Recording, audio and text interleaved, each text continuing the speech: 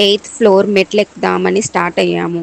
మేము ఖాళీగానే ఎక్కుతుంటేనే మాకు ఆయాసం వస్తుంది. కానీ వేరే పిల్లలు, అందులో అమ్మాయిలు, వాళ్ళకి కావాల్సిన బెడ్ ప్లస్ వాళ్ళ లగేజ్ 2 మోసుకుంటూ మెట్లెక్కుతుంటే చాలా బాధ అనిపించింది. ఎట్లానో అట్లా ఆయాసపడుతూ ఎయిత్ ఫ్లోర్ చేరుకున్నాము.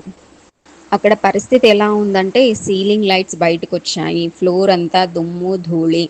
ఇంకా రూమ్స్‌లోకి వెళ్ళాలని కూడా అనిపించలేదు. ఎందుకంటే డోర్స్‌కి లెఫ్ట్ సైడ్‌లో బాత్రూమ్ ఉంది. బాత్రూమ్ వాటర్ అన్నీ బయటికొచ్చాయి. ఇక రూమ్‌లో 10, 12 బెడ్స్ క్రింద వేసుకొని పడుకునేవారు పడుకున్నారు. కూర్చునేవారు కూర్చున్నారు. ఆ ఒక్క రూమ్ మాత్రమే కాదు. అక్కడ ఉన్న 7, 8 రూమ్‌ల పరిస్థితి అలానే ఉంది. కింద బెడ్ వేసుకొని పడుకున్నారు. అంతా చూసాక అయ్య బాబోయ్ అనిపించింది నాకు. హోటల్‌కి వెళ్దామని మా బాబుకి చెప్తే లేదు లేదు నేను రాను, మా ఫ్రెండ్స్‌తో ఇక్కడే ఉంటాను అన్నాడు.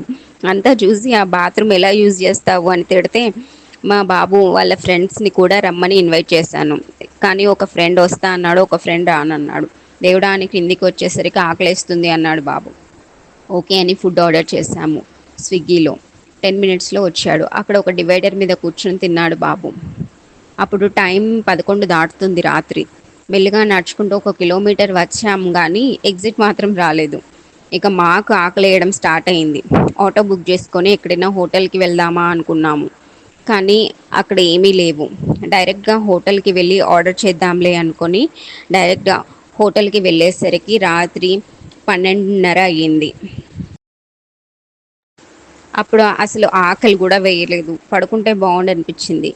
కానీ మా పాప ఫుడ్ ఆర్డర్ పెట్టుకుందాము అని అంటే సరే అని ఆర్డర్ పెట్టాము. కానీ ప్లేట్స్ లేవు.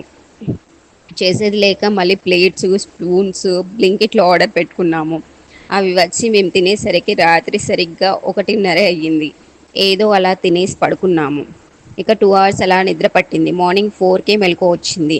అలా టైంపాస్ చేసి 6 వరకు లేచి స్నానం చేసుకొని పిల్లల్ని రెడీ అవ్వమని అందరము రెడీ అయ్యేసరికి మార్నింగ్ 7 అయ్యింది. ర్యాపిడో బుక్ చేసుకొని టిఫిన్ సెంటర్‌కి వెళ్ళాము. అందరం ఇడ్లీ తిన్నాము. మళ్ళీ డైరెక్ట్‌గా స్టేడియంకి ఆటో బుక్ చేసుకొని వెళ్ళాము.